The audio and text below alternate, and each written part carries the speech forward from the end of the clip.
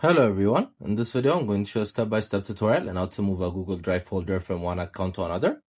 So first we're going to open our Google Drive, then log into our account. So next we're going to select the file. Then once we select it, we're going to click on the three dots. Then I'm going to click on share.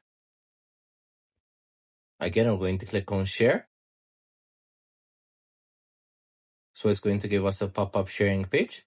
So we're going to insert the email we want to send this file or folder to.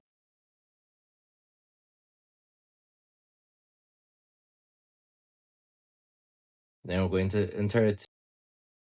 Then you guys can select if you want them to be an editor, a viewer, or a commenter. But the main ownership is to you. So next we're going to click on send. So once you send it, you're going to move that folder into their folder. So this is how you do it. I hope you guys liked this video. Subscribe for more, like for more, share for more. I hope to see you again. Goodbye.